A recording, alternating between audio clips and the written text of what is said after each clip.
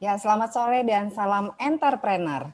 Selamat datang Bapak Ibu di acara Entrepreneur Talk dari Ciputra Entrepreneurs Club dengan topik pada sore hari ini adalah mau berbisnis kuliner, ubah hobi jadi profit. Acara Entrepreneur Talk ini rutin kami lakukan sebulan sekali, tapi khusus di bulan Ramadan ini, acara Entrepreneur Talk masuk dalam edisi Ngabuburit Series.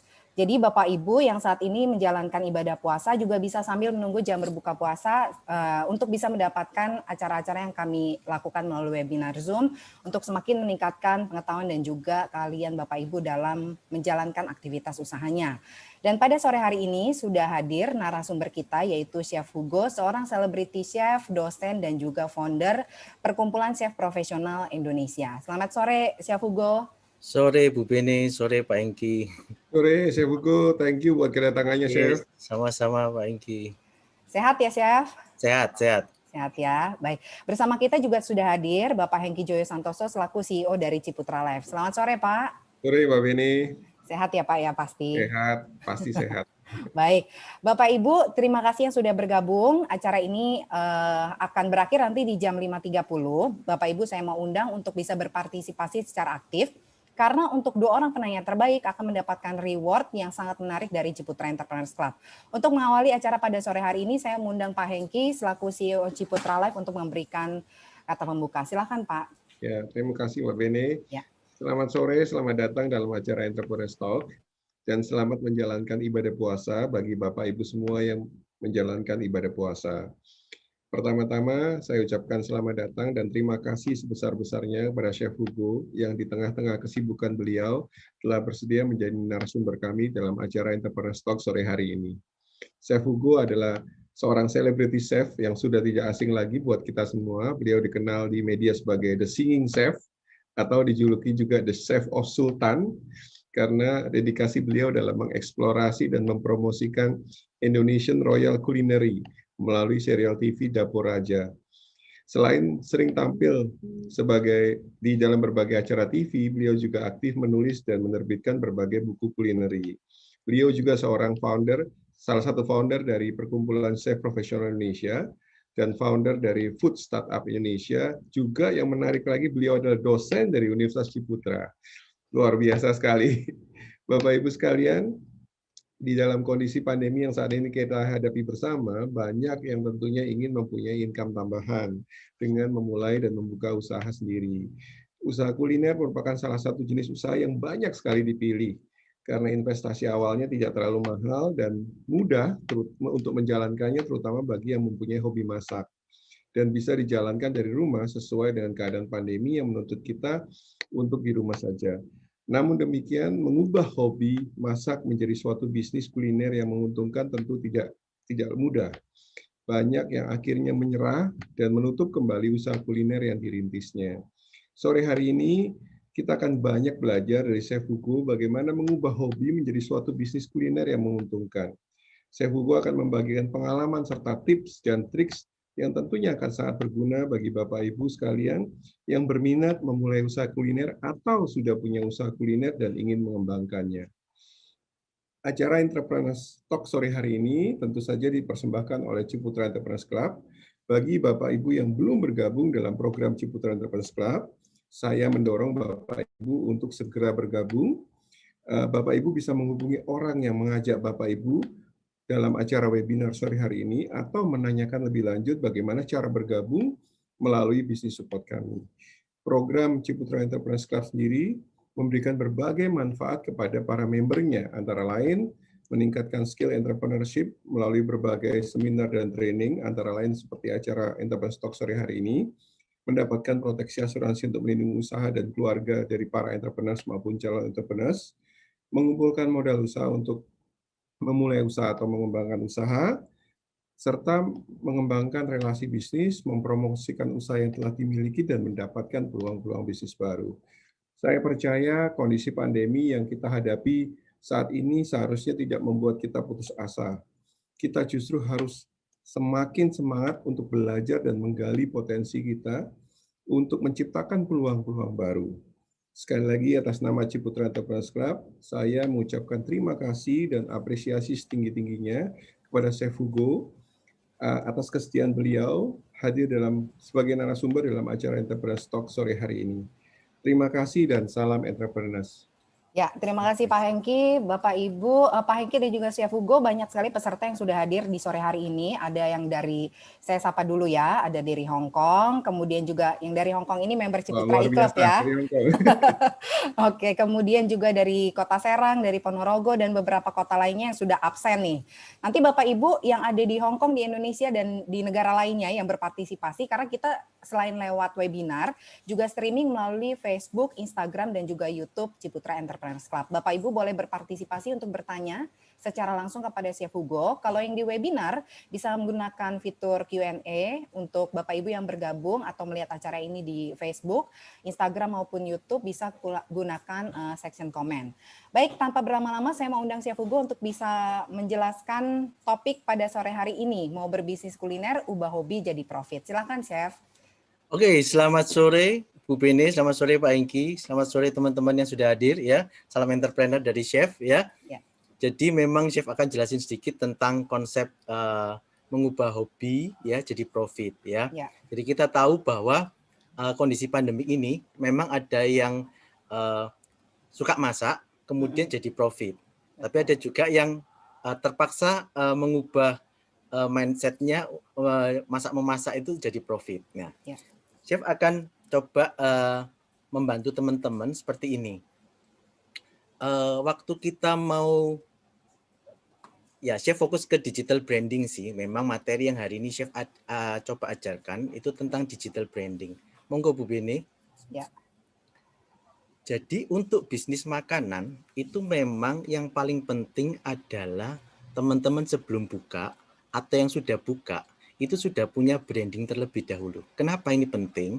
Karena ini adalah kayak acuan dasar teman-teman mau kemana. Ya, jadi biasanya ada yang misalnya gini, hobi saya nasi goreng. Ya, kemudian kita akan coba samakan data. Ya, maksudnya begini.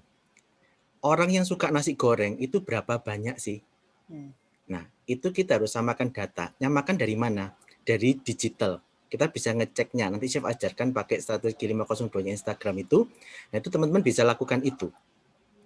Ya, jadi selain hobinya itu jadi profit, itu bisa berkembang lebih besar. Cuman kita harus bekerja cerdas. Caranya gimana? Harus punya konsep branding yang bagus. Jadi nanti ini setengah workshop, Chef akan ajak teman-teman untuk gimana caranya yang tadi hobi itu profitnya bisa maksimal dengan cara membenahin brandingnya. Kemudian kita itu aplikasikan lewat media sosial. Makanya Chef hari ini ngajarkan tentang digital branding. Ya, digital branding ini penting karena apa? Efektif. Basisnya itu data. Teman mau cari data apa aja bisa ditarik. Makanya ini penting. Kemudian mudah diaplikasikan. Ya, kalau teman-teman lihat sekarang semuanya itu bisa narik data, bisa cari tahu gimana efeknya suatu promosi itu terhadap bisnis kita. Ya, kalau teman-teman ikut kelas Instagram di YouTube itu banyak yang keluar uang 50.000 dapat 100.000. Dia hitung dan itu semua bisa diatur. Nah, ini yang Chef akan coba ajarkan ke teman-teman gimana mempraktekkan itu, tapi terlebih dahulu membenahi brandingnya. Ya, jadi waktu kita tahu hobi, tak anggap aja, Chef anggap aja hobinya itu semuanya hobi masak ya. Berarti gimana hobi masak itu bisa sesuai dengan yang dimaui pasar. Oke, jadi biasanya saat kita membuat sesuatu, itu kita harus persamakan frekuensi data yang dipunyai konsumen sama produk yang mau Bapak Ibu lakukan. Ini penting. Jadi caranya gimana? Yaitu tangannya harus rajin ngecek hashtag yang paling banyak, paling tinggi di internet itu apa. Ya, nah lewat situ. Nah, cuman, dari nanti setelah mengecek hashtag yang paling banyak, baru teman-teman itu akan ngecek lagi tentang hal lainnya. Ya, termasuk nanti marketnya kemana, biasanya yang ngetek itu umur berapa, seperti itu. Ya, jadi gini aja, biar gampang, kita langsung aplikasi ya teman-teman. Silakan ngambil kertas ya. Chef akan mulai juga memulai membenahin branding awal. Kenapa? Karena ini jadi panduan nanti teman-teman untuk bekerja, untuk jadi profit. Yuk, next boleh. Jadi Chef ada 3 ya, yang akan Chef bantu untuk membenahin brandingnya terlebih dahulu. Karena ini nantinya itu begini, kalau teman-teman brandingnya sudah beres, itu akan memudahkan untuk promosi. Jadi kita sudah tahu, oke, hobiku ini untuk jadi profit, segmen pasarnya harus sesuai yang tak mau. Kita kan tahu nih, misalnya nasi goreng. Siapa sih yang makan nasi goreng? Oh ternyata orang yang begini. Orang yang begini ini umur berapa? Nah ini teman-teman harus jadi punya panduannya. Caranya gimana? Ya tadi itu, cari tahu lewat media sosial. Ya. Nah setelah tahu, nah teman-teman pindahkan itu ke form ini. Ya, supaya ini nanti bisa jadi acuan untuk kita melakukan promosi berikutnya. Seperti itu. Ya. Jadi biasanya yang ditanyain kalau kita mau bikin branding ya, itu hal-hal ini ada 3 bagian, brand identity ya, nanti satu lagi ya, ada 3. Nah, kalau teman-teman bayar orang ya untuk bikinkan ini, itu kurang lebih teman-teman harus ikut paket 8 juta per bulan. Dan ikut paketnya misal harus minim 4 bulan. Itu barusan brandingnya benar. Ya, daripada bayar mahal-mahal kondisi begini ya, Chef kasih aja workshopnya ini bocorannya itu ini loh. Ya, silakan teman-teman isi nanti atau di screenshot juga boleh. Jadi teman-teman tuh harus tahu hobi teman-teman tuh apa. Kenapa teman-teman tuh bikin produk itu? Filosofinya apa? Inspirasinya apa? Sejarah di balik brandnya itu apa? Teman-teman harus catat. Kenapa? Ini akan jadi panduan dasar untuk branding dasarnya sama nanti pengembangan branding. Kalau berubah dari yang filosofi awal, nah itu teman-teman harus pikirkan. Ini akan jadi pencitraan image tentang branding teman-teman. Jadi nggak asal ngikut. Dan nanti semua bikin nasi goreng, semua jualan nasi goreng. Semua jualan soto, semua jualan soto. Enggak, teman-teman kan namanya kita masuk ke workshop gimana sih kerja yang benar. Kenapa kok branding-branding di luar yang besar-besar itu bisa maju sedemikian pesat? Karena mereka berakar pada satu yang kuat namanya brand. Nah, itu teman-teman saya coba ajarkan ya. Jadi benerin dulu filosofinya, inspirasinya sama sejarahnya. Setelah itu nanti ditanyakan, teman-teman tuh janjikan brandnya itu apa? Dicatat. Aku pengen jadi snack terbaik. Ya snack begini. Aku pengen jadi, kalau memang harus nasi goreng yang seperti apa? Ada nggak sejarah nasi goreng yang teman punya itu yang berbeda dengan yang lain? Ini yang harus teman masukkan ke dalam konsep branding teman-teman. Ya, baru nanti uniknya apa sih? Misalnya, karena kita punya level kodasan sekian level. Saya punya karena tingkat kemanisan sekian level. Nah ini masukkan, karena itu nanti akan jadi the whole konsep buat maju berperang. Nggak punya ini, teman-teman mau perang pakai apa gitu loh. Nanti ditanyain sama form yang ada di Instagram, ada di Facebook, target marketnya apa, keunikannya apa, nggak bisa jawab. Makanya harus bikin dulu. Nah biasanya pertanyaannya seperti ini, teman-teman boleh catat ya. Nanti boleh tanya diisi juga visinya apa. Jadi teman-teman ini bikin nantinya ini punya brand ini, punya usaha nasi goreng, gado-gado, rawon itu visinya Kak seperti apa? Bikin yang besar, misalnya jadi frozen rawon nomor 1 di dunia, enggak apa-apa. Nanti kita bisa kirim rawon ke seluruh dunia, tapi visi harus ditulis. Kenapa? Karena itu adalah patokan tujuan teman-teman untuk loncat nanti. Kalau cuman jualan rawon, apa bedanya sama yang di luar sana dengan yang Bapak Ibu hadir di webinar ini? Jadi teman-teman harus punya visi dulu. Misalnya saya punya snacknya itu kayak misalnya keripik singkong. Visinya apa? Jadi keripik singkong yang mendunia. Lewat mana?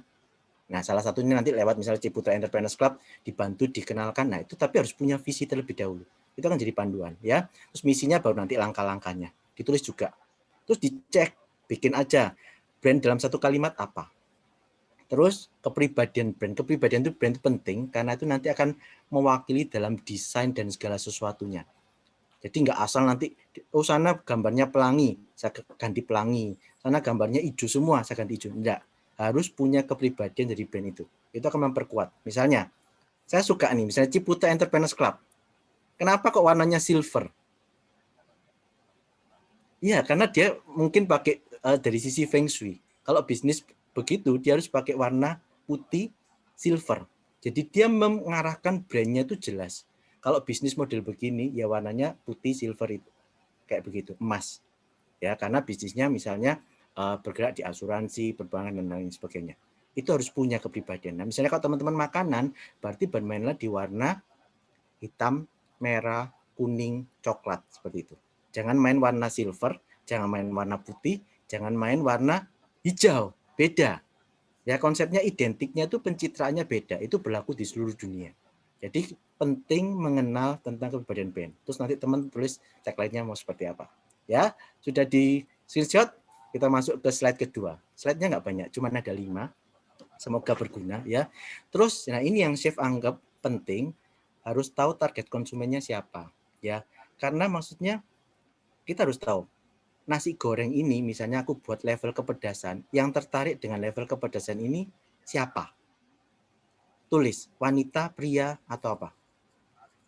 Oh ternyata wanita. Oh ya berarti nanti waktu kita promosi di digital, di media sosial, kita tulis hanya wanita. Ya, survei membuktikan bahwa rata-rata orang promosi itu hanya mengambil 3% dari marketnya. Padahal ada 97 market yang tidak terjangkau gara-gara apa? Teman-teman tidak membuat panduan branding yang benar. Seperti itu ya. Terus aja pesaing brandnya siapa, terus kira-kira tingkat posisi brand teman-teman di mana? Masuk low, medium, apa high? Terus perbedaannya apa? Terus apa yang Anda lakukan untuk pengenalan dan promosi? Tapi aku rasa jawabannya semua digital branding karena sekarang larinya ke sana ya. Yang ketiga, teman-teman itu boleh, yang ketiga boleh nextnya Bu ini.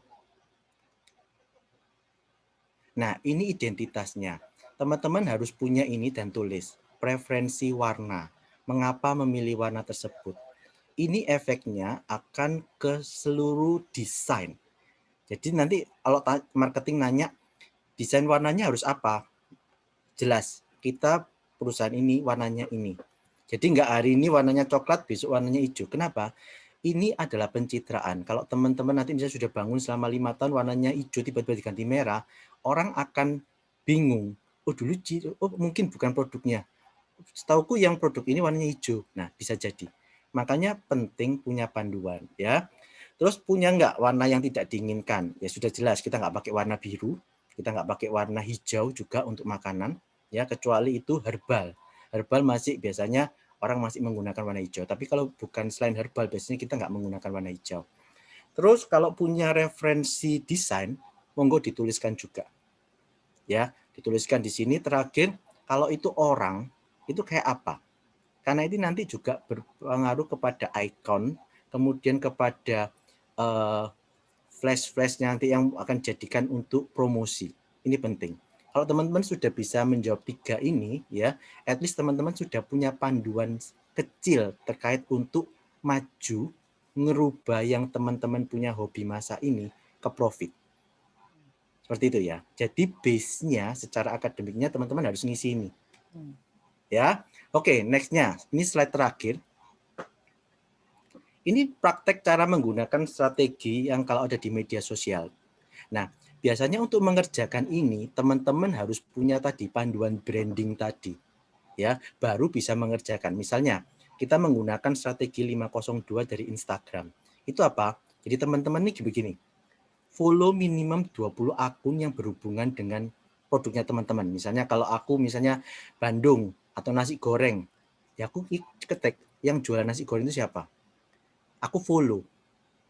Terus setiap kali dia itu ngasihin posting, teman-teman harus komen di situ.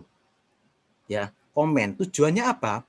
Kan orang waktu ngelihat, kan dia ngelihat siapa yang komen. Oh, ini kok komen, kok produknya hampir sama. Dia masuk ke media sosial teman-teman. Ini harus dilakukan ya.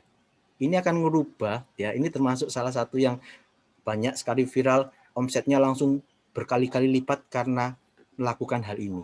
Ya, jadi teman-teman boleh coba juga melakukan strategi 502 ini. Follow, habis follow kasih komen ya. Habis komen terus follow up. Kalau mereka sudah join, di follow up. Ya, seperti itu.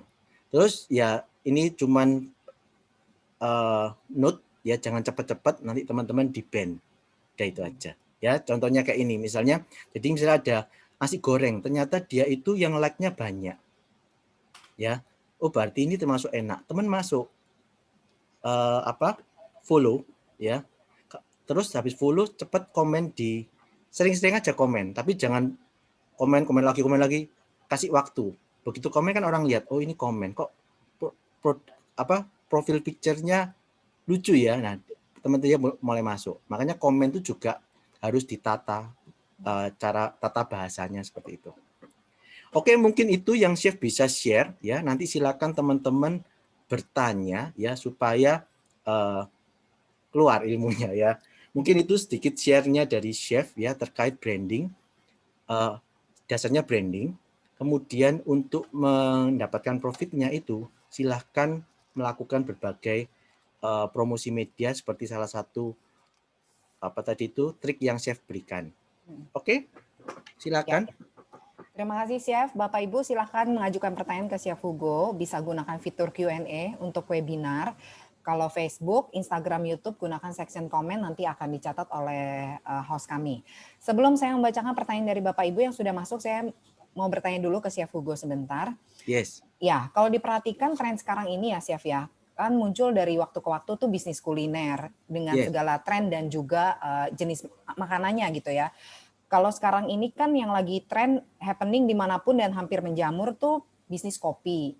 Ya. Banyak banget mulai dari kopi yang harga di bawah 10.000 untuk kota Jakarta ya, sampai yang di atas 10.000 yang premium gitu ya. Atau ayam geprek, sekalinya bikin ayam geprek dengan brand ini tiba-tiba muncul brand yang lain dengan harga yang dibanting banget gitu ya, banting-bantingan harga.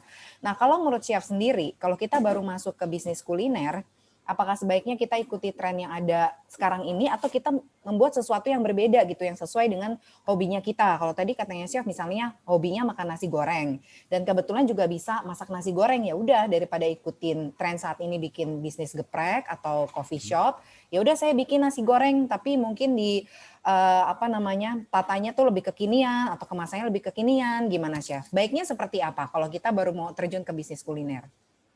Oke, jadi kalau mau terjun ke kuliner itu memang kan persaingannya ketat banget. Betul. Ya. Jadi memang yang pertama harus tahu trending paling besar minat ya itu apa. Ya, kalau teman-teman lihat misalnya satu brand besar, contoh ya, aku apa sebut nama misalnya yang Wings Food. Coba perhatikan, apakah dia ada menjual sesuatu yang sifatnya milenial? Enggak. Dia jualnya sesuatu yang sifatnya umum. Tapi untuk dapat penjualannya besar.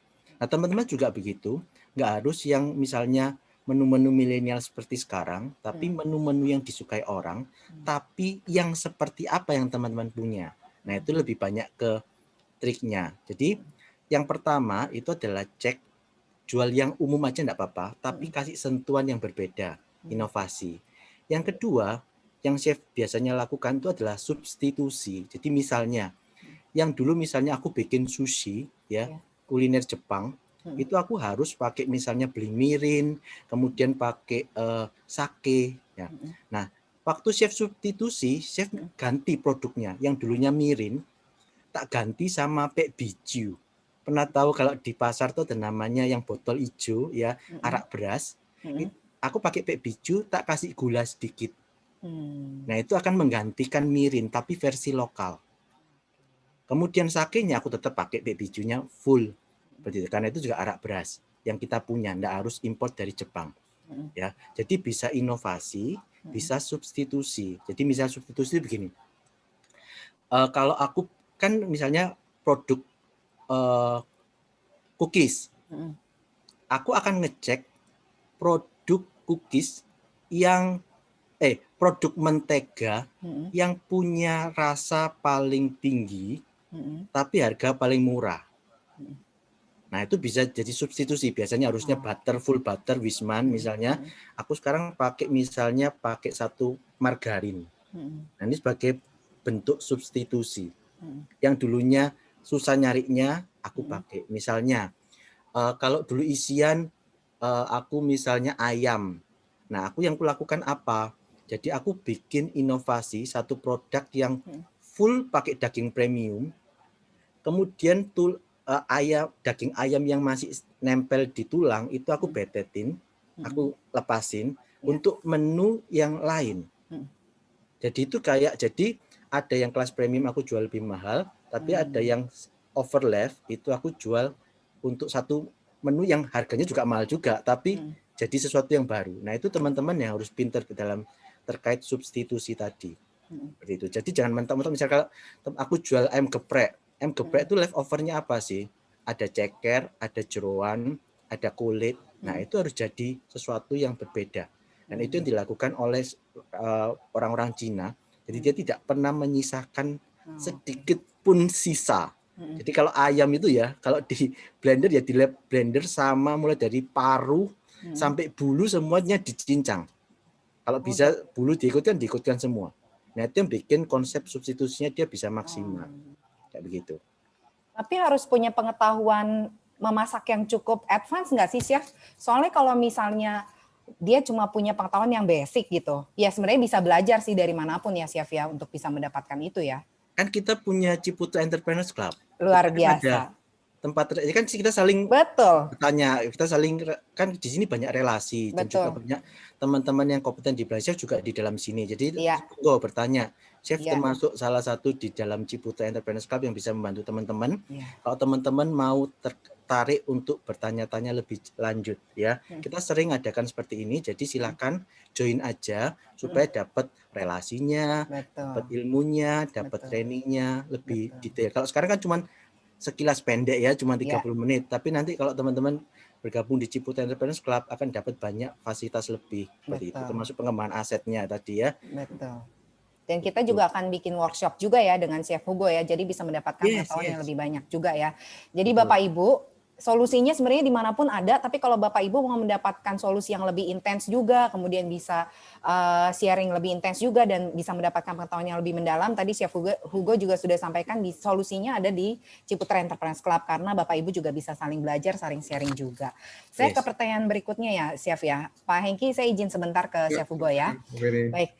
Sekarang ini kan karena alasan modal dan juga karena kondisi pandemi ya, banyak sekali orang yang memulai bisnis kuliner secara online gitu. Yes. Misalnya WFH-nya lebih lama gitu dalam 1 minggu, kemudian banyak ibu-ibu juga pekerja yang akhirnya dia coba-coba masak, enak, terus coba posting kan, entah di WhatsApp status atau Yes. di sosial media, akhirnya jadi menghasilkan uang gitu. Akhirnya mereka jadi jualan online bisnis kulinernya tapi nggak punya offline presence gitu ya. Nah, tantangan pemasaran online kalau untuk memperkenalkan produk dan brand secara efektif kan kalau bisnis kuliner itu masalah rasa ya, Chef. Iya. Tes gitu ya. Sedangkan kalau misalnya full online kan kalau kita mau kasih giveaway terus untuk tester itu kan lumayan bengkak tuh cost-nya. Kalau tips dari Chef Hugo sendiri gimana nih, Chef, menyiasati hal tersebut? Kalau yang pemula banget, biasanya chef ajarkan itu konsep trading, ya. Gimana tuh, Chef? Jadi dia menjual produk temen yang enak, ya. Jadi dia ngomong, aku jualan produk ini loh, kamu nggak usah ngantri di sana, ya. Reseller berarti. Kita lewat, ya reseller, ya. Nanti kalau sudah punya pasarnya cukup besar, nah kita baru punya produk sendiri, kita baru ngomong, cobaan ini loh, ini bagus. Tapi kita sudah punya market di awal, ya. Tapi kalau teman-teman nggak mau chef, aku capek menjual punya orang, untungnya nggak besar, mau jual sendiri. Kalau mau jual sendiri bisa, pakai konsep testimoni, ya. Jadi kita memang itu banyak yang di internet itu online itu kan juga banyak yang testimoni dipaksa lah ya. Jadi dari testimoni. Jadi dan itu efeknya ternyata survei membuktikan pembelian cukup meningkat. Ya ternyata orang kita tuh masih banyak yang percaya dengan testimoni. Jadi itu bisa dilakukan, melakukan testimoni. Jadi si A jadi, ayo cepetan testimoni. Nah, itu yang di-upload di media sosial. Seperti itu. Tapi kalau teman-teman ini, nah ini yang saya suka juga dari Ciputra Entrepreneurs Club itu teman-teman bisa sharing bisnisnya. Jadi kita kan membernya cukup banyak, itu ada 5.000. Nah itu biasanya akan saling mensupport bisnis teman-teman. Jadi yang punya, kayak kemarin itu, kita kasih bikin acara bazar ya. Terus kemudian bikin table talk tentang bisnisnya A, B, C, D. Jadi at least teman-teman tahu.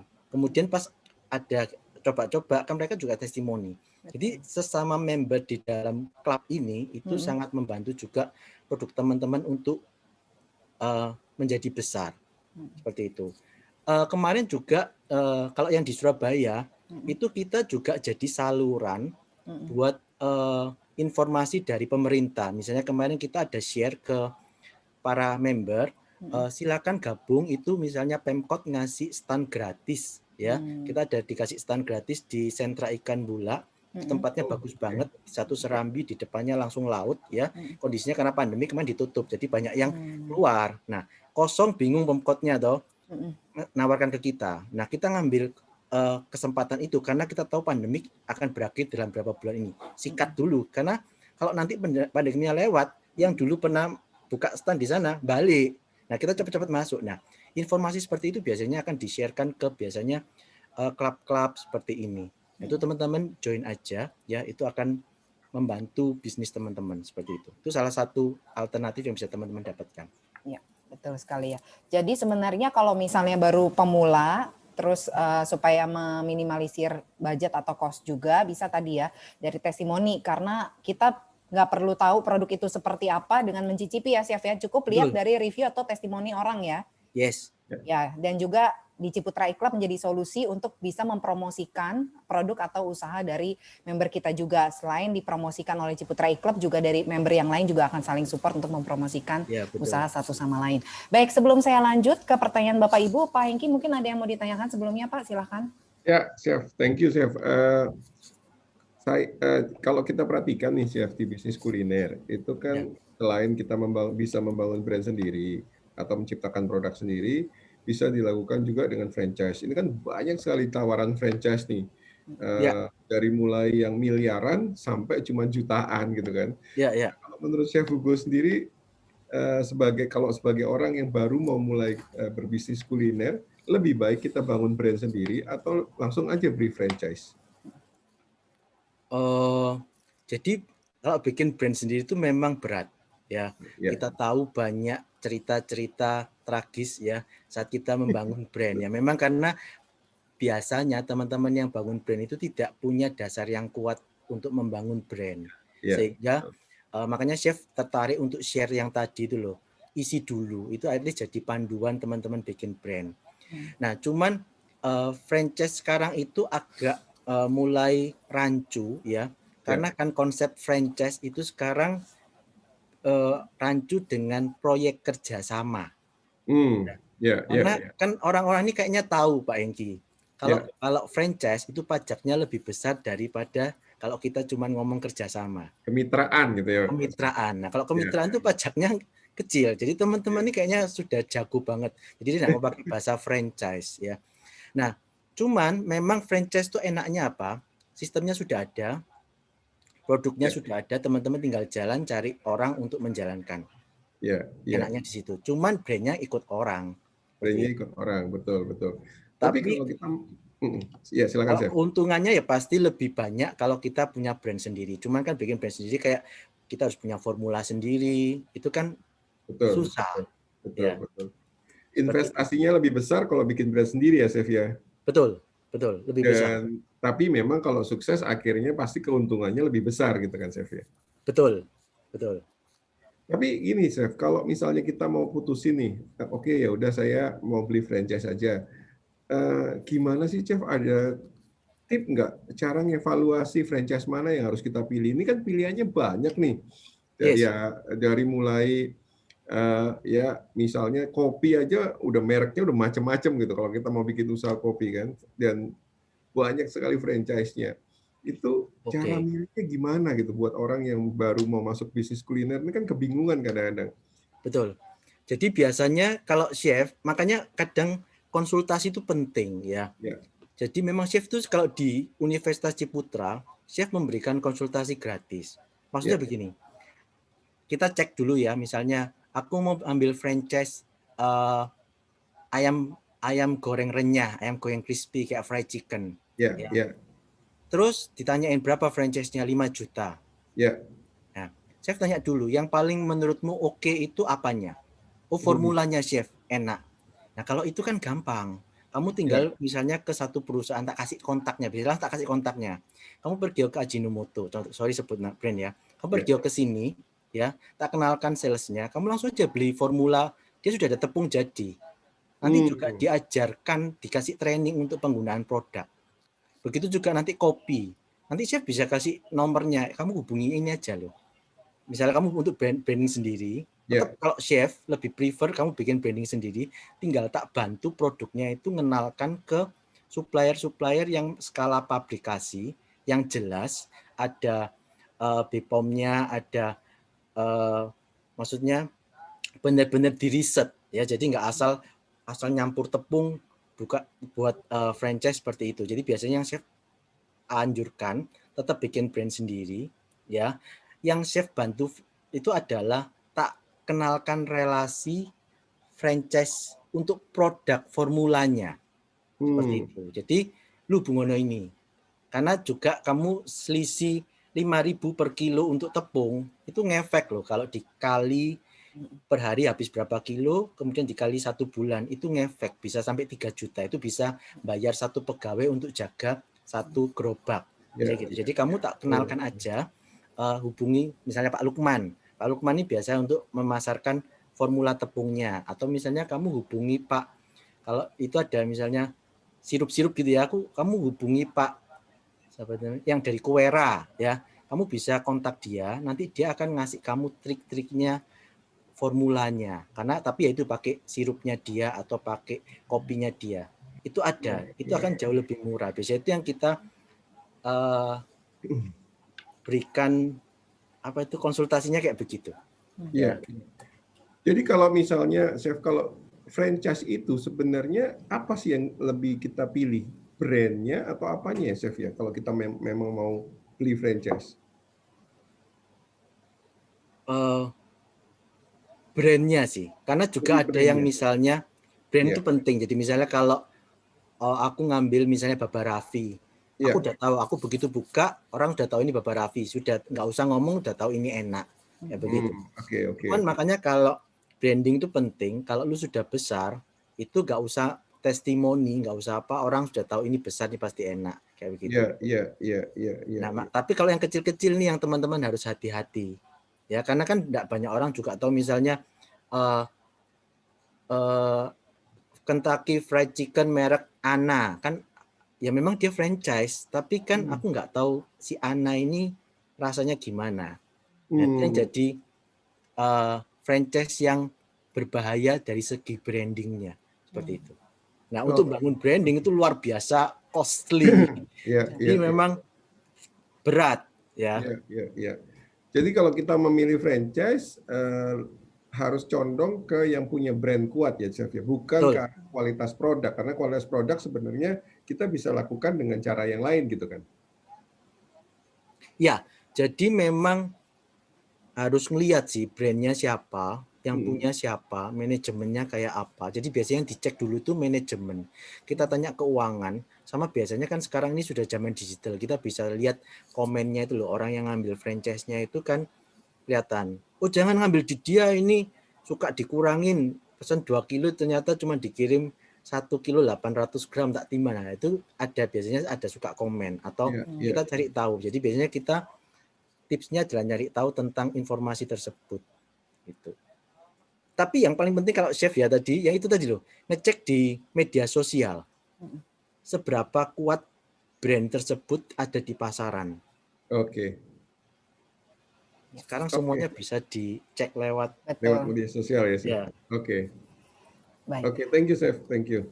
Sama-sama Pak Enggi. Kita lanjutkan ke pertanyaan Bapak Ibu yang sudah bertanya, ada 29 pertanyaan dari 30 pertanyaan dari webinar. Pertanyaan pertama dari Ponorogo, pemerintah Desa Selur ya. Ini Pak Kadesnya yang bertanya ya. Untuk menunjang desa wisata yang tetap mempertahankan kearifan lokal, kalau menurut Chef sendiri, jenis makanannya itu apa yang bisa ditonjolkan dengan harga yang pasti sangat terjangkau. Nah, metodenya seperti apa, Chef, untuk bisa mempromosikan makanan lokalnya? Silakan. Oke, jadi bisa yang pertama itu dari Bapak lihat yang lagi ngetren itu apa, itu Bapak buat. Atau Bapak yang ada di sana itu ngelihat potensinya di desa wisata itu apa, itu yang diangkat disesuaikan dengan permintaannya yang banyak di pasaran apa. Misalnya permintaan keripik itu tidak pernah rendah, selalu tinggi. Nah sekarang potensi di desa itu apa yang bisa dijadikan keripik? Aku rasa semuanya bisa.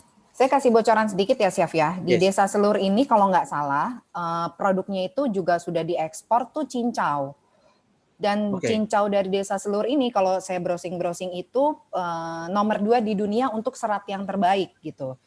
Nah kira-kira apalagi nih Chef, maksudnya yang perlu dieksplor gitu selain cincau mungkin turunannya banyak dan olahannya banyak ya Chef ya. Tapi kalau menurut Chef sendiri apalagi yang bisa diolah gitu dari cincau kan biasanya cuma minuman dan setahu saya kayaknya yang ditonjolkan dari Desa Selur ini minuman. Kalau saran dari Chef sendiri apa yang harus diolah lagi dari cincau? Ya, tak kasih tahu ya, negara kita itu kaya raya. Di negara lain itu hampir ada orang yang nggak bisa makan karena memang tanahnya nggak bisa ditumbuhin apa-apa. Kalau Bapak Ibu punya potensi seperti itu, kalau memang capek untuk yang level nasional, lari ke ekspor, Pak. Nah itu nanti akan dibantu teman-teman yang punya relasi di klub ini, ya akan coba bantu misalnya, oke hubungi ke sini aja untuk ekspornya. Karena itu, nah kita biasanya mencocokkan cincau itu paling mirip secara international branding dengan apa. Misalnya itu sangat mirip dengan puding kaolingkau yang dari Chinese. Nah, kita akan masuk cincau untuk nembak pasar itu, tapi dengan informasi bahwa ini nggak pahit. Nah, itu dikemas sedemikian rupa, kita main ekspor. Kalau Bapak berhasil nembus pasar ekspor untuk nembak produk yang substitute dari kaolingkau itu tadi, Bapak Ibu desanya bisa maju banget. Kayak gitu sih. Oke, jadi bisa dicari ya, Chef ya. Bisa, semua bisa. Kita tuh kaya, cuman kita ini belum berpikir ke sana. Nah, itu yang biasanya kita tim dari CEC ini akan bantu teman-teman. Ayo, kamu ini bisa kaya, gitu loh. Bisnismu ini bisa dikembangkan. Begitu. Ini wadahnya sudah ada seperti itu. Baik, saya ke pertanyaan berikutnya, Chef. Idealnya berapa produk atau menu untuk memulai bisnis? Apakah satu produk dengan berbagai variasi atau 2-3 produk untuk awal? Satu, kalau fokus itu sukses. Kalau misalnya banyak tapi nggak fokus juga percuma. Ya satu, tapi fokus itu pasti sukses. Jadi biasanya gini, Chef itu ngelihat komitmennya ya. Jadi misalnya yang dilakukan apa? Oke, setiap pagi saya nyari reseller. Kalau dilakukan setiap itu, mau produk apapun ya pasti sukses. Cuman ya dilakukan nggak, itu loh. Langkah-langkahnya biasanya ke situ. Ke kinerja operasional kalau masalah sukses enggaknya itu. Satu aja, tapi difokuskan. Ya, betul. Berikutnya, Chef, ya satu aja apapun ya, untuk bidang apapun ya, Chef, nggak cuma bisnis kuliner ya, tapi yang penting fokus gitu ya. Berikutnya pertanyaan dari Kota Serang atau Serang nih ya. Berapa margin yang ideal untuk bisnis kuliner? Apakah disarankan 15-20% atau bisa lebih dari itu? Silakan, Chef. Memang rata-rata 15-20 itu biasanya untuk hotel, ya, kuliner hotel. Tapi kalau Bapak Ibu biasanya untuk yang kondisi misalnya pasar konvensional itu 30-40 masih memungkinkan. Kalau yang tradisional itu bisa sampai di angka 60%. Itu luar biasa loh. Itu keuntungannya bisa banget. Apalagi lo bisa buka pasar ekspor, itu akan luar biasa. Ya. Kita lanjut ke berikutnya. Ini berkaitan dengan logo dan branding. Apakah logo produksi dan brand produk harus sama? Logo produksi saya Dapur Prima warna hijau dan untuk brand produksi jamu siap minum kemasan botol warna kuning orange. Bagaimana juga untuk produk menu makanan ayam, bebek dan sebagainya? Apakah bisa sama dengan warna dari brand yang sebelumnya? Silakan Chef. Oke, jadi memang di dunia itu ada namanya tren, namanya itu hipnokuliner ya. Pokoknya jadi gini, kalau dia makan itu ilmunya, dia biasanya orang itu lebih suka warna merah, warna coklat. Kemudian lebih dengar ada suara, lebih ada senang yang ada kriuk-kriuknya. Nah, makanya kalau semua iklan pasti harus keluarin suara itu, ngesreng itunya seperti itu. Nah, itu konsep itu yang diterapkan banyak di tren-tren sekarang ini, termasuk warna. Jadi survei itu membuktikan kalau kamu minum ya, kalau ada warna merah, warnanya merah, itu kesan di otak itu kayak minumnya itu manis gitu, enak seperti itu. Boleh dicek aja kalau teman-teman lihat minuman warna merah kayaknya oke lah ya. Tapi kalau ada warna biru atau hitam, apa yang ada di benaknya teman-teman? Pikir dulu.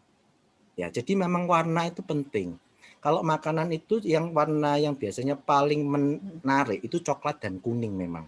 Coklat dan kuning. Yes. Nah, itu kayak misal kalau kita ngelihat bebek panggang warnanya coklat itu kayak ngiler gitu kan ya. Nah, makanya untuk makanan biasanya memang dipilih warna coklat dan kuning. Kalau misal teman-teman bilang, waduh nggak inovasi chef, nggak boleh dong inovasi. Loh, masalahnya kembali ke konsumen. Konsumenmu tuh sukanya kuning sama coklat. Kamu kasih warna biru. Ya, resikonya ke penjualanmu. Tapi terserah, akan kembali ke teman-teman kayak gitu. Cuman ada sudah patokannya. Nah, tinggal teman mau ikut seperti apa kayak gitu.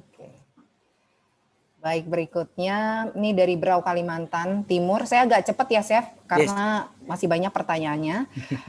Resepnya apa untuk meningkatkan cita rasa nasi goreng? Jadi sepertinya salah satu peserta ini adalah penjual nasi goreng. Punya warung di kampung yang jual nasi goreng yang cukup lumayan laris dengan harga terjangkau hanya 10.000 per porsi. Nah, untuk meningkatkan cita rasa nasi goreng yang saat ini memang sudah cukup terjangkau dan laris tuh apalagi tipsnya Chef? Silakan. Oke. Jadi kalau nasi cita rasa itu pilihannya cuma 2. Bapak Ibu ambil dari rasa umami yang natural. Berarti Bapak Ibu gunakan tomat, ikan laut, jamur. Itu umami alami ya. Keju juga nilainya cukup tinggi umaminya, hampir 9. Makanya menu-menu yang ada 4 bahan ini biasanya itu laris.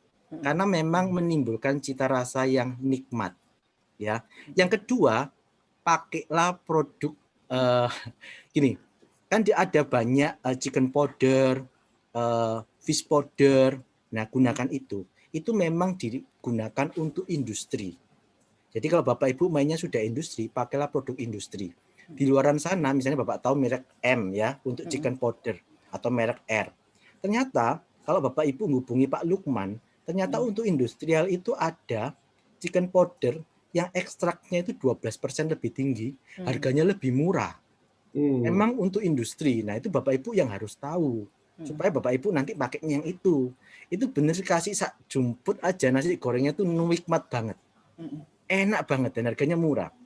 Ada micinnya, ada tapi sedikit dan itu lebih natural karena dia itu ngambil dari ekstraknya ikan, ekstraknya jamur dikombinasi, masuk ke pabrik, masuk ke lab, di riset keluar produk itu. Nah, kita kalau misalnya orang awam buru-buru riset ya nggak mungkin. Tanya yang jualan snack itu, semuanya ngambil produk yang ready, yang dari industri. Kenapa? Kita nggak usah riset. Tapi sudah jelas pokoknya pakai ini enak. Pakai itu. Gitu. Tinggal Bapak Ibu pilih produsen yang benar. Misalnya sudah terdaftar di BPOM, sudah ada SNI-nya, tetap ngikutin kaidah-kaidah yang dianjurkan pemerintah. Betul. Baik. Ya. Berikutnya Chef, bagaimana tips untuk membangun bisnis kuliner yang bertahan lama, bukan hanya bertahan dalam jangka pendek saja? Silahkan. Oke, paling gampang itu bonding emosional ya. Kalau teman-teman punya bonding emosional sama konsumen itu dijamin langgeng ya. Rata-rata kafe yang langgeng itu pasti pemilik ownernya yang pegang sendiri di depan. Saya ingat waktu chef makan masakan Jepang ya, itu baru buka di Surabaya namanya depannya S ya. Waktu kita datang itu dikasih pertama kali ya, ini tak icipin. Saya bilang nggak usah. Oh nggak apa-apa ini gratis. Nah, ikatan bonding itu yang walaupun mahal, chef tetap balik lagi. Jadi bonding emotion itu yang harus diciptakan. Kayak apa? Yaitu nanti setiap produk pasti berbeda treatmentnya. Tapi boleh nanti kalau ada kesempatan, kalau Chef bisa bantu satu persatu, monggo. Chef sering mentoring itu di Food Startup Indonesia. Beberapa teman juga ikut di sini. Itu biasanya satu persatu untuk coachingnya. Ya. Oke. Food Startup Indonesia ya, Chef ya? Ya, yang punya backcraft itu Pak Engki. Oh, oke. Jadi kalau misalnya ada yang berminat dari teman-teman yang hadir di sini, caranya gimana, Chef ya? Jadi itu ada programnya tersendiri, ya. Jadi itu kan dari Kementerian Perindustrian Perdagangan ya, kalau salah.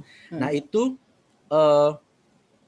daftar. Jadi ada banyak untuk ikut demo day itu ada linknya. Silakan dibuka sendiri aja. Ya, Food Startup Indonesia itu biasanya sudah keluar. Ya, untuk di tahun ini sudah ada. Teman-teman boleh daftar. Jadi kalau sudah masuk di situ juga nanti bisa dibantu untuk pendanaan. Chef kalau nggak salah bagi duitnya itu di tahun 2018 itu bagi-bagi duit. Jadi yang butuh duit ayo daftar, tapi ngikutin aturan dari pemerintah, syarat-syaratnya jelas, tak kasih duit kayak gitu. Lumayan, maksimal 200 juta. Itu dari pemerintah ya. Seperti itu. Pendanaan sifatnya pinjaman atau apa ya, Chef ya? Hibah. Oh, hibah. Wow. Keren banget ya. Oke, luar biasa. Itu bagi 3 miliar Kak, dari Pak Jokowi dikasih 3 miliar. Oke. Jadi teman-teman banyak yang dapat ya. Tapi ya itu harus punya izin resmi apa semuanya. Dari 1000 sekian yang lolos cuma 25. Iya. Tapi itu oke banget.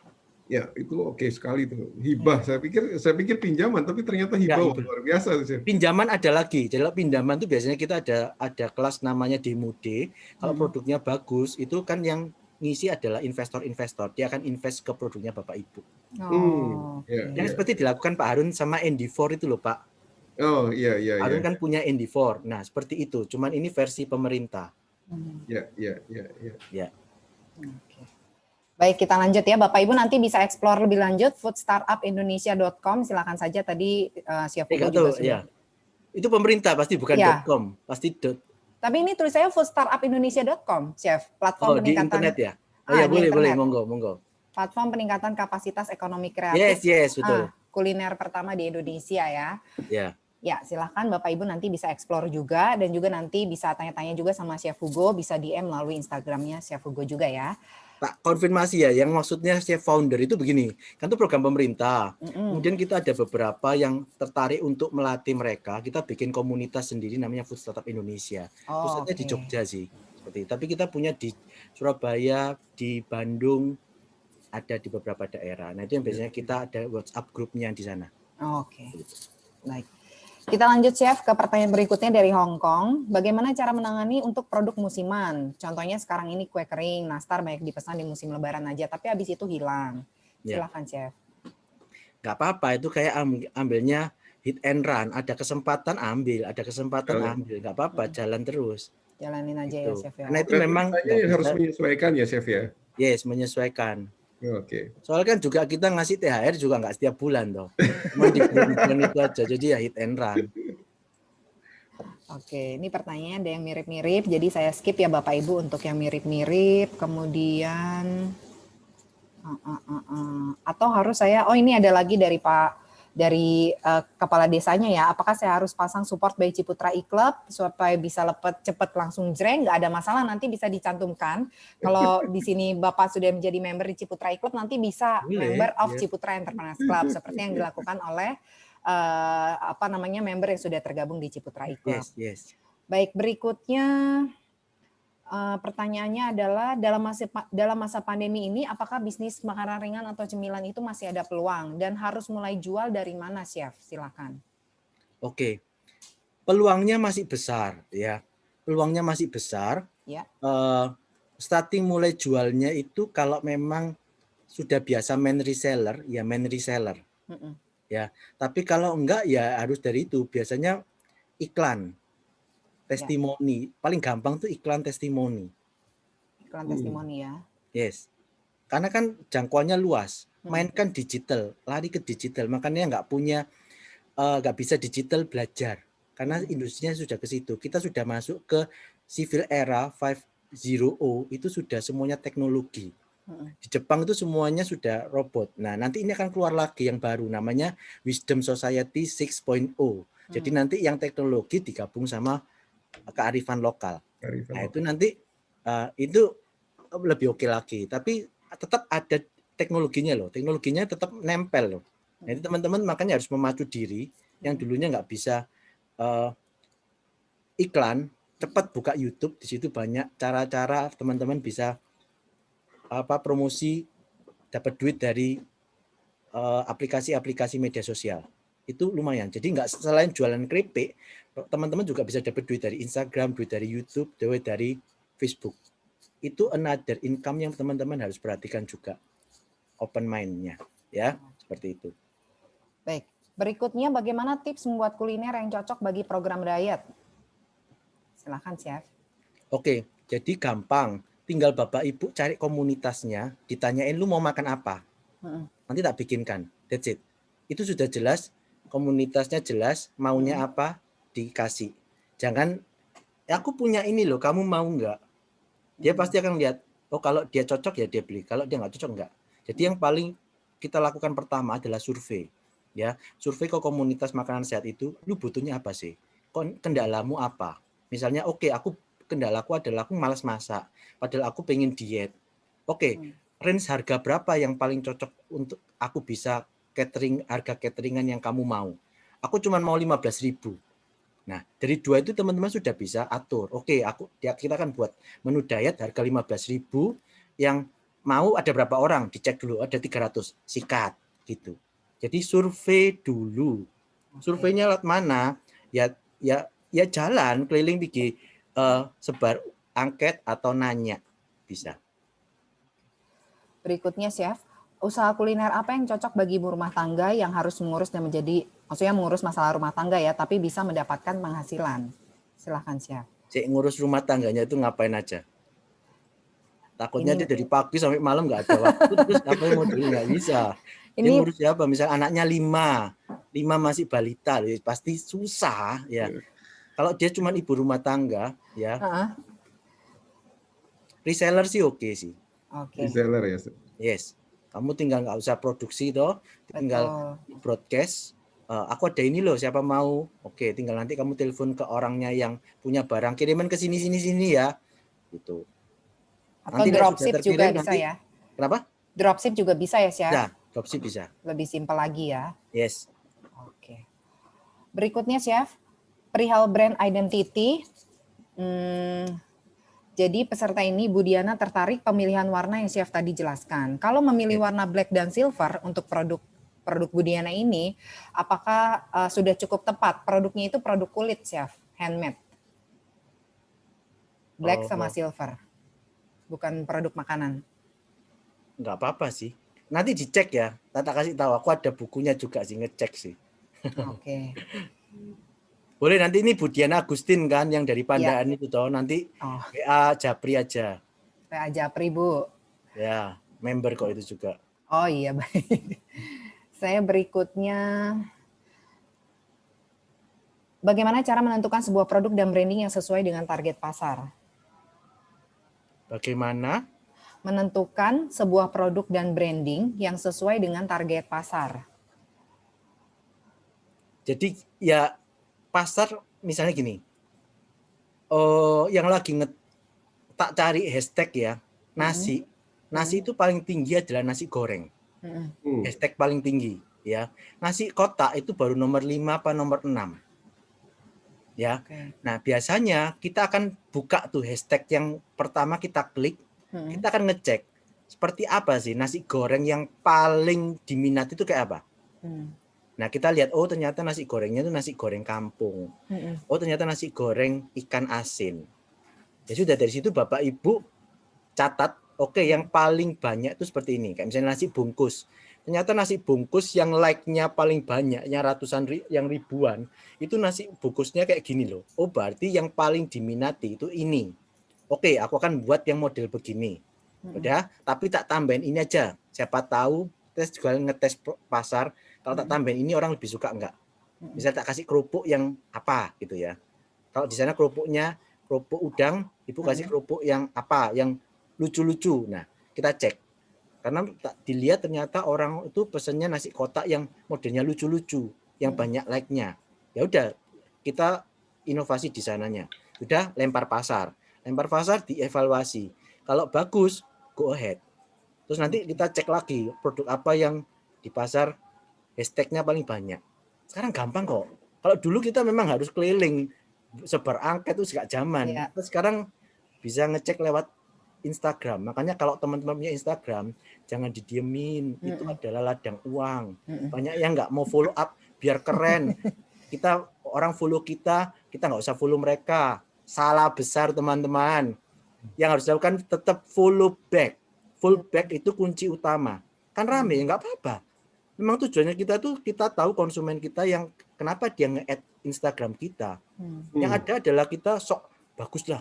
Nggak ada yang kita nggak usah full back, semua orang udah follow kita. Nggak akan bertahan lama teman-teman. Sekarang zamannya kita harus action. Ya, pentelengin tuh yang nge-follow teman-teman. Itu adalah ladang uangnya teman-teman. Serius. Jadi follow sebanyak-banyaknya ya, Chef ya? Iya, malah kalau bisa Fallback ya. sebanyak-banyaknya.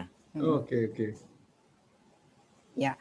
Bapak Ibu juga nanti pemasaran melalui Instagram, terutama Instagram bisnis juga akan diajarkan di Ciputra Entrepreneurs Club di tanggal 24 April ini, tapi memang eksklusif hanya khusus untuk member. Jadi Bapak Ibu yang belum bergabung di Ciputra Entrepreneurs Club, silakan Bapak Ibu bergabung supaya bisa mendapatkan banyak sekali pelatihan-pelatihan yang eksklusif hanya diberikan khusus untuk member untuk menunjang peningkatan dan pengembangan bisnisnya Bapak Ibu. Satu pertanyaan lagi ya, Chef, terakhir.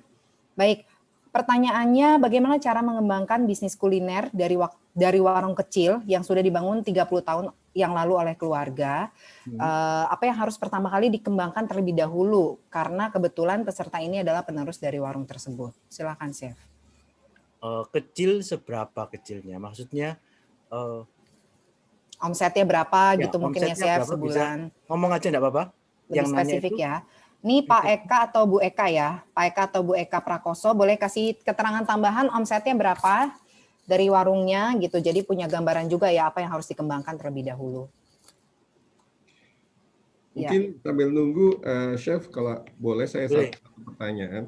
Jadi sekarang ini kan memang eranya kita masuk ke dunia digital. Tetapi kan sebenarnya kalau kita lihat bisnis kuliner ini kan tidak bisa dilepaskan dari taste, kemudian dari ambience,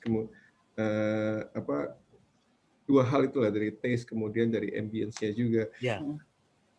Seberapa penting sih, Chef, kita punya offline presence untuk bisnis kuliner kita? Atau ya udah fokus ke online aja? Oke. Jadi gini Pak Hengki, kalau data surveinya itu memang ada market yang senang offline, ada market yang online. Oke. Jadi market yang offline itu memang dia disuruh beli online ya oke lah, tapi dia lebih senang nongkrong, dia lebih senang social life-nya itu ada di tempat dia bisa beli. Misalnya kayak toko oleh-oleh, dia kayak kalau nggak ke toko oleh-oleh itu kayaknya kayak nggak ada feel belanja shoppingnya. Nah itu masih ada, market itu masih ada. Jadi kalau dibilang market offline itu ya harus punya, tapi yang anak milenial market sekarang itu dia enggak butuh offline oleh toko offline. Nah, jadi mereka yang generasi X, Y, Z ini lebih gampang percaya. Nanti sudah kecentok ya wes gak beli lagi. Beda sama generasi kita tuh, kita masih pengen gak enak gak beli lo ya. Nah, gitu. Tapi kita pengen nyobain dulu gitu, Chef ya. Ya. Ngerasain testernya dulu. Kalau sekarang enggak ya. Lihat fotonya bisa. Betul. Tapi banyak yang juga ngelihat foto dia sudah percaya. Iya. Jadi marketnya kalau dibilang dia bervariatif, makanya itu yang ngurus nanti sistem yang ada di media sosial. Bapak Ibu nggak usah bingung. Jadi Bapak Ibu tinggal maunya apa, nanti iklannya itu akan menyasar ke orang-orang yang Bapak Ibu mau. Makanya branding itu penting. Bapak Ibu harus tahu aku pasar marketku itu siapa. Supaya nanti di waktu ngisi, kan kita suruh ngisi itu formnya yang ada di marketnya berapa, nggak bisa asal nanti berarti kan luas, bayarnya mahal. Nah kita tujuannya kan bayarnya murah, tapi nembaknya tepat. Nah itu makanya perlu branding, biasanya gitu. Jadi biasanya kalau mau ditanya angkanya berapa, itu yang tahu sih sistem yang ada di media sosial. nanti dia bisa nyasar sendiri. Itu akan nembak ke orang-orang yang sesuai dengan apa yang kita mau. Biasanya seperti itu. Apa tergantung pricing dan produknya sendiri, Chef? Contoh nih, misalnya saya kayak kopi, kan ada yang mereknya dari luar gitu, yang depannya S, itu kan memang dia kelihatannya memang orang offline presence-nya sangat penting gitu, Chef. Ya, karena tadi brandingnya dia itu adalah membangun social life. Social life. Bukan ke online. Jadi dia sudah jelas. Dia disuruh online, oke, itu aku lakukan, tapi secondary target, yes. Primernya dia memang misinya itu as a social life. Jadi dia memang besarnya di situ. Untuk kerja gitu, tempat untuk nongkrong, kafenya gitu ya. Betul. Makanya dia menciptakan segala sesuatunya itu yang berhubungan sama brandingnya tadi. Visinya dia sebagai social life. Gitu. Dan beda dengan yang kopi yang depannya K. Ya, itu dia memang yang depannya K malah lebih ke Tugo ya, Chef ya. Ya, Tugo. Makanya itu branding penting karena itu akan nyasar ke marketnya. Jadi waktu kita iklan, Starbucks akan menyasar orang yang memang senangnya nongkrong. Nah, kalau yang Kopika itu akan menyasar orang yang biasanya beli kopinya itu Tugo. Nah, yang ngatur itu nanti sistem. Makanya saya suka kalau punya sesuatu yang sifatnya bersistem kayak CEC itu loh. Jelas. Itu makanya aku ikut. Gitu.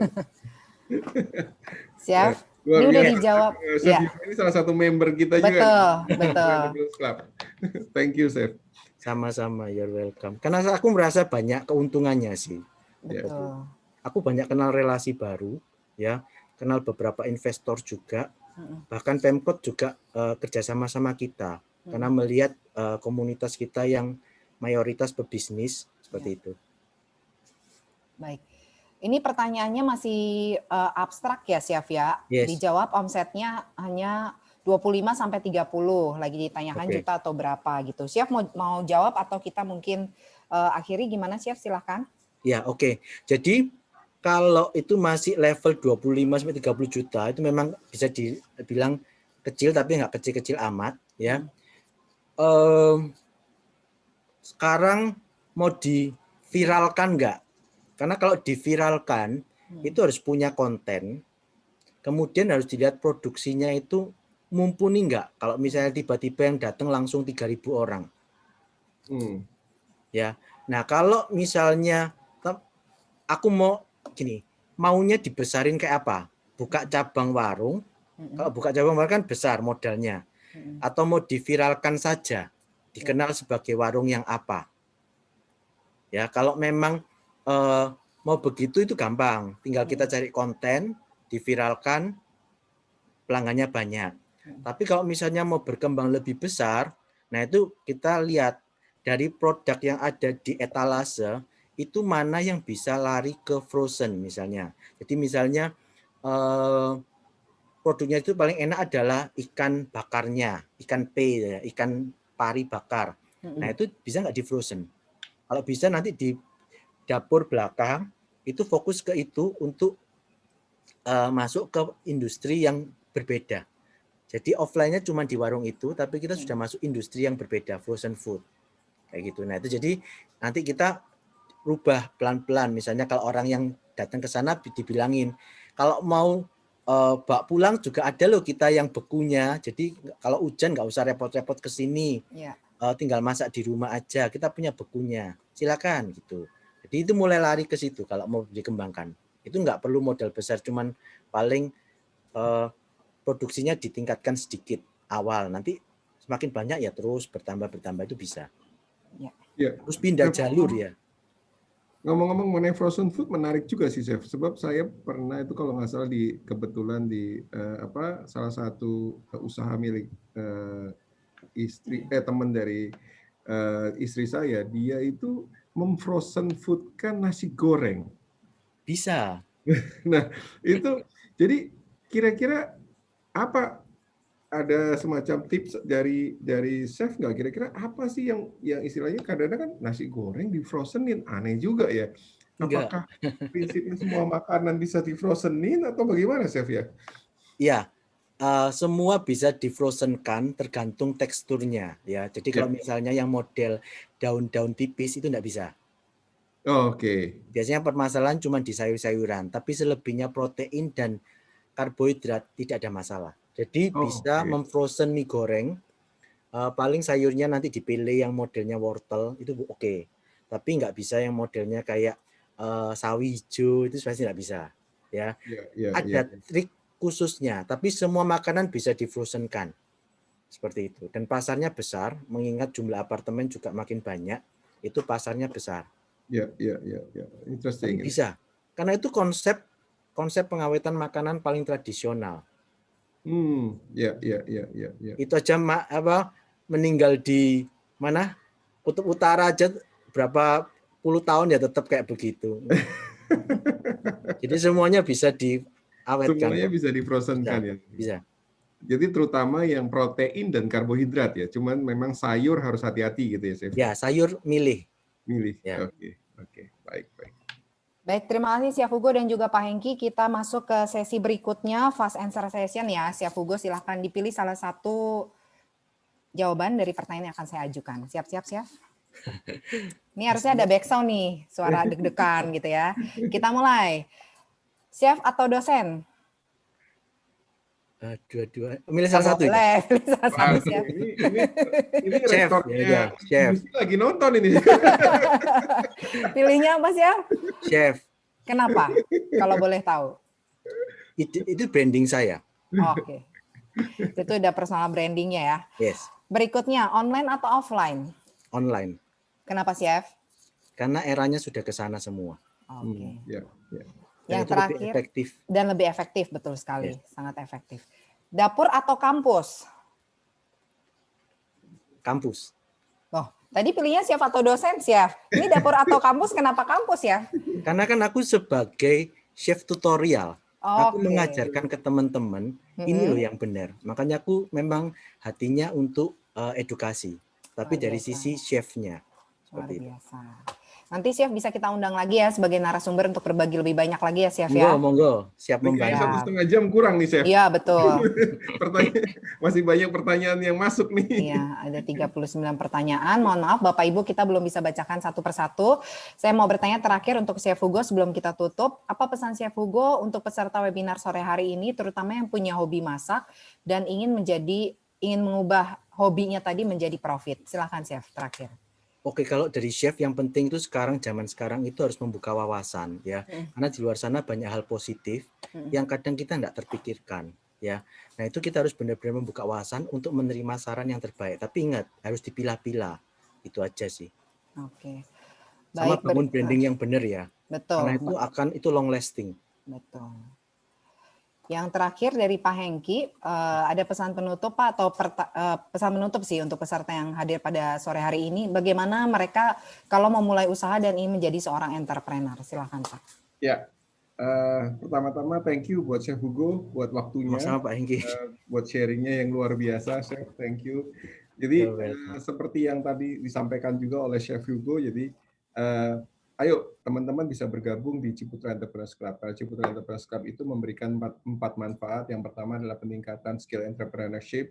Yang kedua bisa digunakan sarana untuk mengumpulkan modal. Kemudian yang ketiga meningkatkan relasi, bisa memperluas pasar bisnis, mengembangkan usaha dan mencari peluang-peluang bisnis yang baru.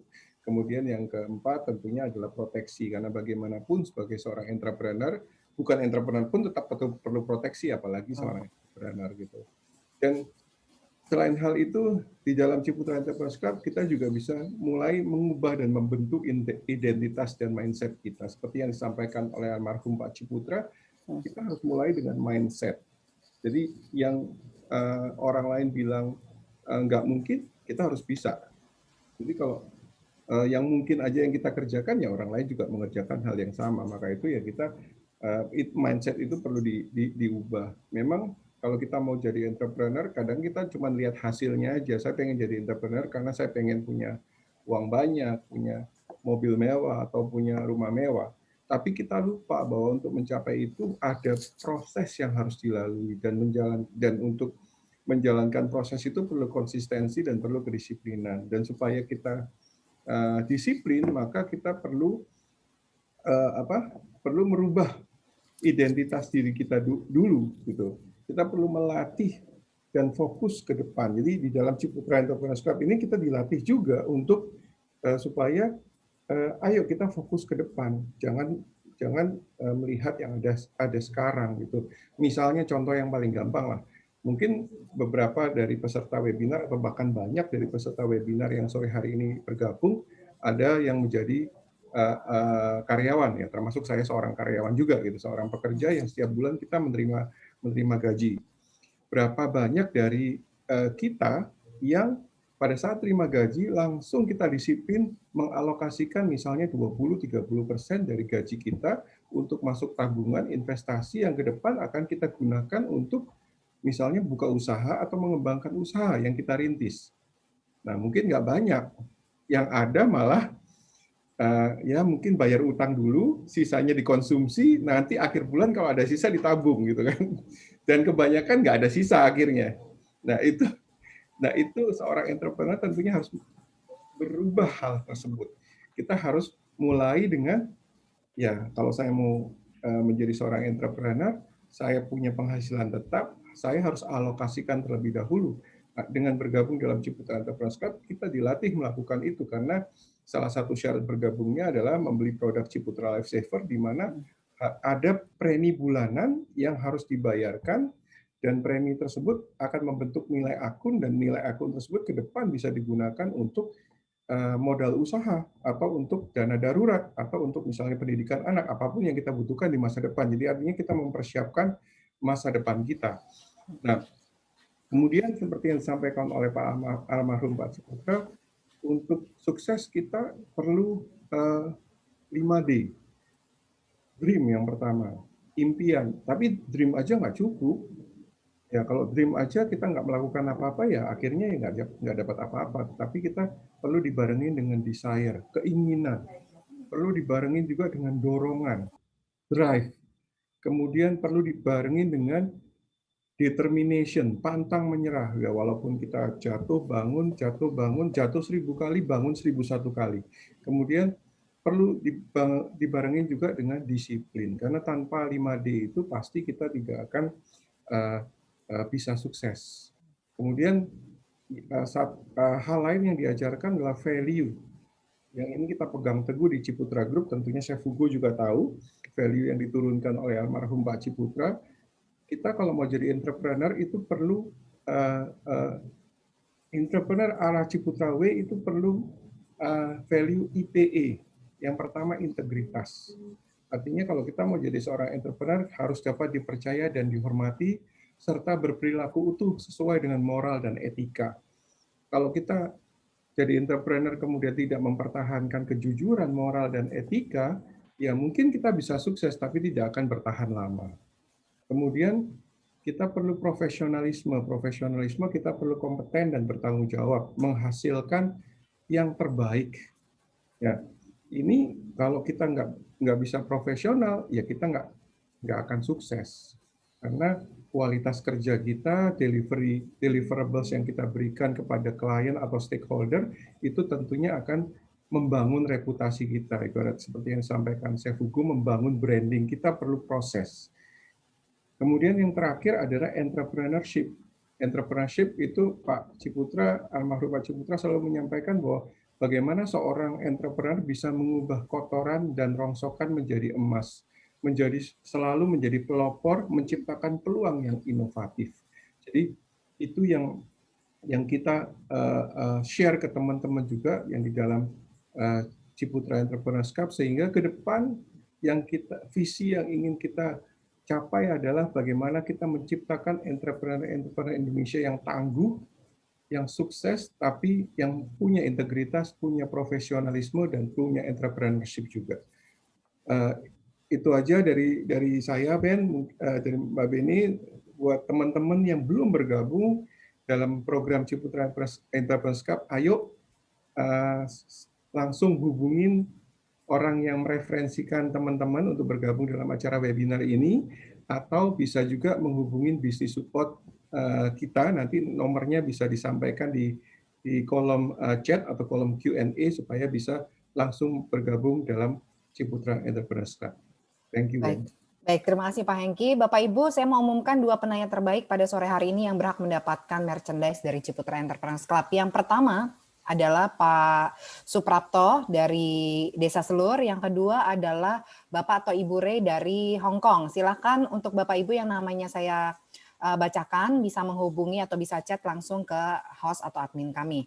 Terakhir, kami mengucapkan terima kasih yang sebesar-besarnya untuk Chef Hugo yang sudah bersedia menjadi narasumber pada acara Entrepreneurs Talk sore hari ini. Terima kasih ya, Chef. Sama-sama. Thank you, Chef. Sama-sama, Sukses Pak Hengki. Ya. Jangan kapok-kapok. Enggak, nanti kita akan undang lagi, Chef. Tenang aja. Undang lagi nih, Chef. Jangan kapok-kapok. Ya, sama kita akan buat workshop juga ya, Chef, terkait bisnis kulinari ya. Baik.